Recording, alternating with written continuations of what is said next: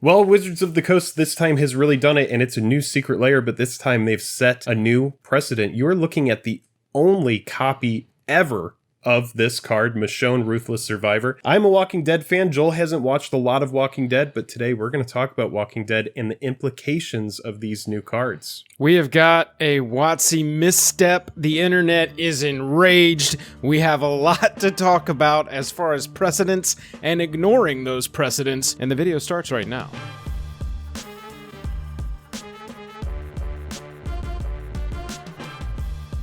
Special thanks to our Patreon supporters who power our channel. Check out our Patreon for monthly giveaways, exclusive content, and even a starring role in our fan fight series. Link in the description below. Hello and welcome to the day. Thank you for spending your time with us. I'm Jake. I'm Joel. Welcome back to another episode of Jake and Joel Are Magic. We have got a secret layer to talk about, and those are always fun. This is some of our favorite stuff to cover, and this one is wildly controversial, so there is definitely a little bit to talk about with this one. But first, if you would, go down there, hit that like button, hit that subscribe button if you like the video by the end of it.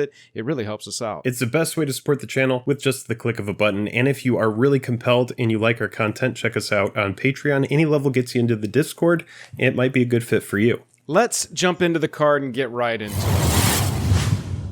We have got here Michonne, Ruthless Survivor. This is one of two cards that were revealed in the Secret Lair Walking Dead box set today. We've got two cards that were spoiled now, and then two more cards that will be in the pack that are to be spoiled at a later date, and we'll get more into that in a little bit. Michonne, Ruthless Survivor. Jake, first let's go through this card. 1 green, 1 black, 3 other for a legendary 3/3 human warrior. When Michonne enters the battlefield, create 2 walker tokens. As long as Michonne is equipped, she must be blocked if able. And whenever Michonne and at least 2 zombies attack, she gains indestructible until end of turn. So, Jake, my first impression here is that this card is being designed very, very top down. They took the character of Michonne and said, how do we turn this into a Magic card? Yeah, for sure. And from, the standpoint of the show, if you're interested in the show and you haven't watched it, I'm sorry, it's been a long time. So here's some spoilers. You might want to skip by this. But functionally, the card, it's a lot like Michonne. If you know Michonne, she uses a katana and she's honestly an absolute badass. Everything that kind of fights her dies. When we first meet her, she has 2 zombies that are chained up next to her. They kind of work to protect her. She has their limbs cut off, but they really give her this aura of she's just absolutely a savage. Yeah, it's a really cool card, and yes, black-green probably makes the most sense for Michonne. Blue in Magic is kind of like the mystical color. I don't know if we're going to see any blue colors on Walking Dead characters based on how blue works functionally in Magic compared to the characters here. Joel's talking about, as long as she's equipped, she must be blocked if able. Typically, equipment matters most in red, white. So from that perspective, Michonne, I think this makes a lot of sense because in the future, I could see a card like this, and we're going to talk about, the implications of these cards, but I could see a card being designed that's like a apocalyptic opportunist that's this exact card, except not Michonne, printed in an Innistrad type set. I could see that working. It's an interesting card for me because it's very clear that this was designed, like I said, top down. This was designed for Walking Dead fans, and I think all in all, what we're going to see with the pack is that was a lot of the focus. Like you said, equipment matters, not really in these colors. Indestructible, not really in these colors. That's not really a black-green trait. This is not so much a bottom-up design as it is how do we represent Michonne as a character. Obviously, she has the katana. We need to have something in here about equipment. Obviously, she's got her 2 zombies. Those make her, indestructible. Those give her protection. How do we represent that? It's not so much about, black has indestructible or must be blocked. We see green having some ability of must be blocked. We see black, obviously, with the zombie tokens. But, like I said, it's very top down. The other one that we got today is Negan the Cold-Blooded. 1 black, 1 white, 1 red, 2 other for a 4/3 human rogue. Side note that these are creature types that are going to be wildly relevant over the next year. When Negan enters the battlefield, you and target opponent each secretly choose a creature that player controls. Then those choices are revealed and that player sacrifices those creatures. Whenever an opponent sacrifices a creature, you create a treasure token. Again, top-down designed. This seems to be referencing an early scene I think I've seen with Negan in it that really sort of introduces the ruthlessness of his character. From a magic standpoint, it's cool that this card doesn't target, so it gets around indestructible and hexproof. You can choose their indestructible or hexproof creature, and that creature's gotta die. I like this as a Mardu commander for those reasons. Also, it mana ramps in colors that you really have to lean on mana rocks to do that in. And overall, you know, it's a pretty cool commander, even though it's a character from The Walking Dead that you can only get in this box. Jake, what do you think of Negan? Yeah, you know, I think let's talk about this, because I think it's a fine commander. I think it's a decent card. Mardu typically has a little bit of trouble in EDH. I think we're talking about these cards from an EDH perspective. I think we should talk about how we feel about Walking Dead being introduced into Magic the Gathering. We've just had Godzilla introduced in Ikoria, but this is a very, very different way of doing things here, and we're going to talk about some other cards here coming up. But I'm going to talk about, as a Walking Dead fan, how I feel about Walking Dead coming into Magic the Gathering, and I think as fans of different fandoms, we need to start preparing ourselves for a lot more of this. Oh, yeah. This is good for Magic, and it's good for Walking Dead. You know, you're blending the brands together. Hopefully each fandom is pulling fans from the other fandom if there's no overlap. So I absolutely get it. I think Michonne is cool. I think Negan is cool. I'm interested to see who we get on future cards. Maybe it's going to be Coral. I don't know. I would assume we're going to see Rick, and then... Yeah, we'll probably see Rick, and yeah, like maybe like Glenn. Yeah. Or yeah, like there's a lot of different options. But how do you feel about Walking Dead coming into the Magic the Gathering universe? So this is a very split topic today on the internet. I alluded to that in our opening. You've got MTG fans that are a little aghast that we're having cards that are legal black bordered cards being introduced that aren't based on a character. Because that's the zinger. Right. And they don't have the, you know, legality workarounds that we saw in Ikoria, and they're not silver bordered like some other cards we're going to take a look at here in a few minutes. They are really, it's a little off-putting that functionally, mechanically unique cards can be printed into secret layers, and you have a week or however long they give you to buy them, and that's it. Then the secondary market's going to take over. Now, however, the other piece of that, and excuse me for this being a little small, but I'm going to read it to you. Mark Rosewater, in what is only perceived as damage control from my side, is tweeting very recently after this announcement was made that while Secret Lair is the one chance to get these Walking Dead versions, the ability to print the Magic card versions of these in future products still exists for WotC. So what that does is confirm that they don't have some kind of exclusivity deal with AMC. They are making these cards in partnership with AMC. They can reprint them mechanically in the future. They can't just reprint them as Negan or Michonne or maybe Rick, whatever else we see. He goes on to further clarify. Another perspective really quick before you continue. That doesn't mean that these cards don't already exist either in upcoming Magic sets. Sure. I know that Rosewater doesn't say anything there, but these cards could be already designed for a Magic set that's coming out. It could be, you know, the D&D set that's coming out next year.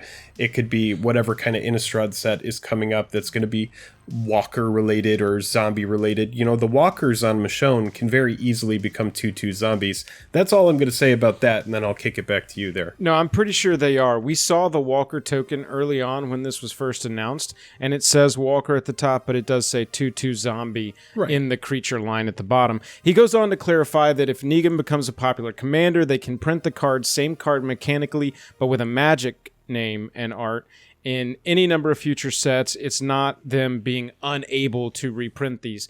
Now, for me, I go, okay, cool, that's nice to know.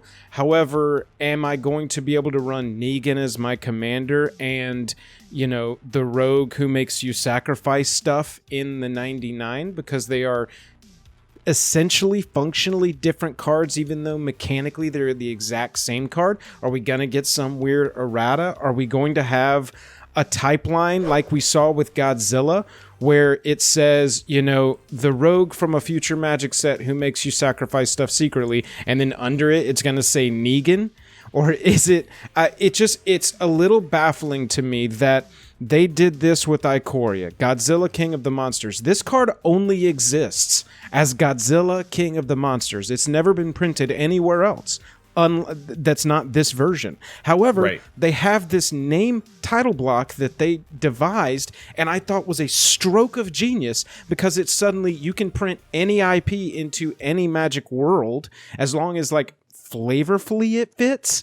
Maybe even however you want to sell it, and you can print that stuff into it. I called and was wrong, but I called, Power Rangers being associated with Zendikar because it's like a group party mechanic. So you can reprint the team and just name them, Red Power Ranger, but under it name it Core whatever. Right, exactly. Core Fight Master, whatever.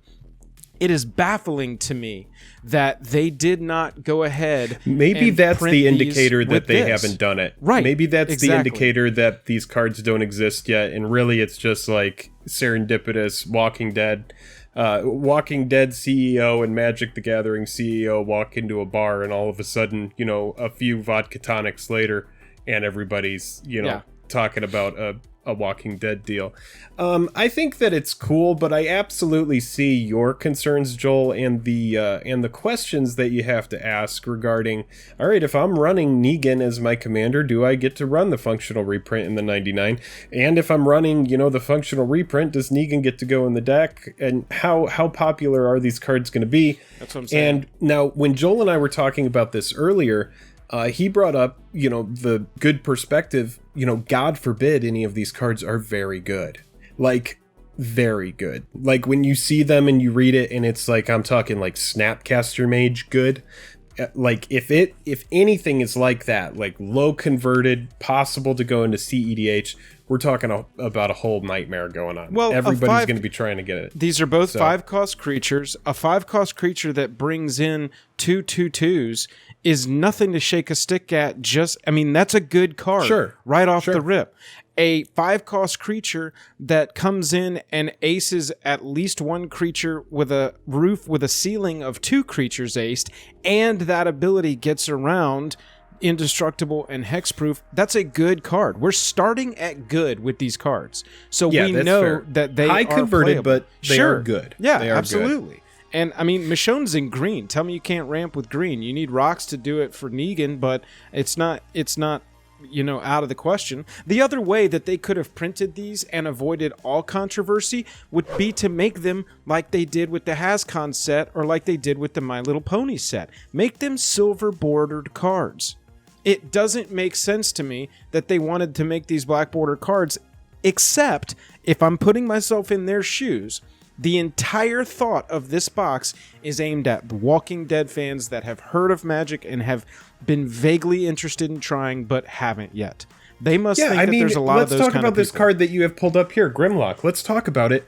There is a big turnoff to me about this card, and it's the fact that it isn't legal. I haven't really went out to search it out. Just from like a collector's standpoint, It's like I do see the value here. I know that this is like a $100 card or like a $70 card.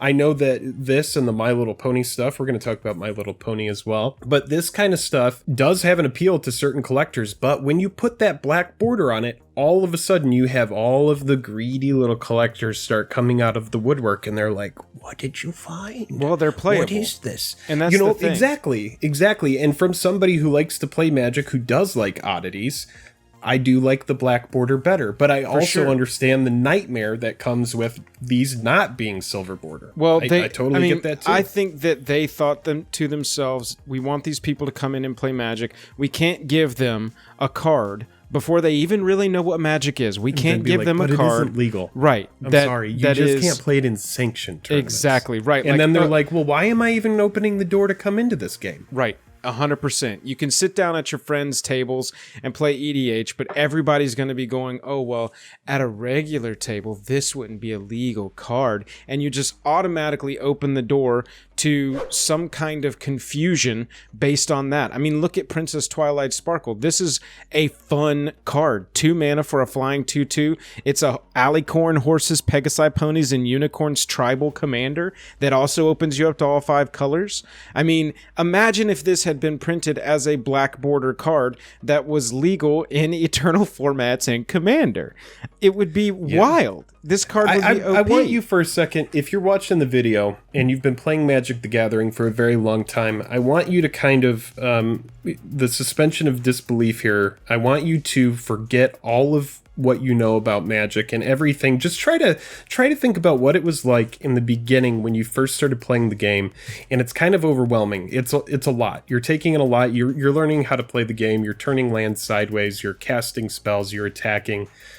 But now imagine somebody tries to complicate that by telling you that the card you're using isn't legal, and it might be the card you're the most hyped about. And I do get it from Wizards' standpoint. They're just trying to nip that in the bud right out the gate. The Eternal fans, I think Wizards at this point realizes that a lot of Magic fans are here to stay, whether or not they complain. It's just like they're going to complain and they're going to keep buying it. So why not try to grow the fan base outside of everybody who's normally complaining? And I'm not taking shots at anybody watching the video. I'm just talking about what I see. Whenever a new product comes out, there's always mixed reviews. This could have not come out today, and there would have been mixed reviews somewhere about how there's not a new Secret Lair coming out today. So, I'm just saying, and that's obviously an exaggeration, but just how I'm feeling. I get the product. I'm like 60% excited, 40% like, oh God. Well, it's interesting because you're actually a Walking Dead fan who plays MTG, so you intersect on this product.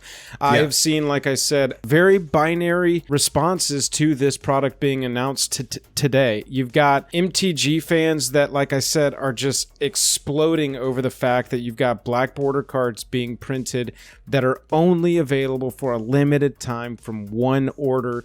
That's compounded by complaints of people going, oh, well, where's my Theros Stargazing Secret Lair? I'll get excited about this when I get the Secret Lair that I ordered in February, which is a valid criticism. That's a whole other video. Exactly. Yes. But I'm saying that these Secret Lair is already such a minefield for them to walk through.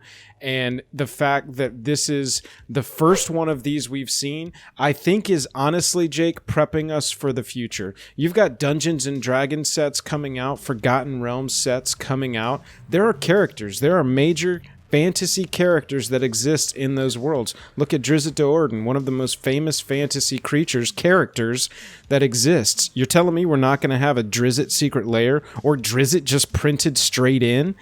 It's going to happen. We are being groomed at this point. We have been being groomed for years, and we're finally seeing the full payoff of where all of this was headed. How long until I can play Iron Man and Captain America and Thor as my trio of partner commanders, Jake? Well, yeah, man. You and I played Star Wars Destiny.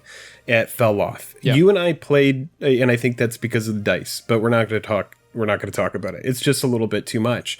We tried playing Keyforge. Yep. It kind of fell off. We tried playing the World of Warcraft card game. It kind of fell off. Yep. You have the sit-down kind of games like Munchkin and stuff like that people can sit down. You could just play it. It's all self-contained in a box. But this is what we've noticed. And, Pokemon, Yu-Gi-Oh!, they've withstood the test of time. They're still around. But Magic the Gathering is, by and large, the biggest, most successful card game of all time. 100%. You can't really dispute it. So if you're Walking Dead and you're like, man, we've been trying to break into that card game thing for a while, it's just not going to happen. Pokemon is where it's at. I've got the IKEA Calyx over here. If you don't know what the IKEA Calyx is, it's a 2x4 IKEA shelf. And it's just those squares, and it's jam-packed full of Magic the Gathering cards. So how do you, as a company, a Walking Dead, like say you're Walking Dead, how do you get people like me to replace that IKEA Calyx that's filled with Magic the Gathering cards? You're not going to do it. It's just not going to happen. So you have to say, what do? We have to merge it. Holy shit, Wizards of the Coast has come to us. We have an opportunity to get our characters in an eternal card game. No brainer. Absolutely. 100% no-brainer. There is a ton to say about this. I think that was a great summation of our initial reactions to this entirely My cats are not happy thing. About it. Well, they're not. Everyone's got an opinion, it seems. These two cards are the only thing that we're going to see from the box set today, from what I can tell online. The other two cards are going to be announced on October 4th. The set is available from October 4th to October 12th. Hey, that's my birthday. $50. Happy birthday in the future. It will cost $50 to obtain, and the other 2 cards, I believe, that remain in the set are supposed to be revealed either right before an episode of Talking Dead on AMC on the 4th of October, or on the episode of Talking Dead on October 4th on AMC. We will be covering this further. There will be another video. We always do our Is It Worth It series with Secret Lairs, and we will be doing that as well. But for now, let's close the book on The Walking Dead Secret Lair. Thanks so much for watching. Let us know in the comments what you think. Everyone has got opinions on this one, and we want to hear yours. Man, I hope that one day we can get to the point where they make a magic card out of us. Yeah, well, Jake and Joel, partner commanders. Maybe it's going to be in Commander Legends. Anything's possible. After today's announcement, anything can happen. Anything. You can make a magic card out of my cat. You can make a magic card out of Joel's ability to pump videos out. Hey, there you go. Check out our Patreon. The link is down in the description below if you want to join the team and support our videos even further. If you don't, for free, go down there and hit that like button, hit that subscribe button. It really helps us out. And until then, I guess I'm going to go watch the entire series of The Walking Dead so I know what we're talking about when these cards are spoiled. There you go. That's good time. That's good time spent. Honestly, though, in the beginning of the show, it was excellent. And you know what? It's not a Walking Dead channel, but today it is. Yeah, today it is. We'll catch you later.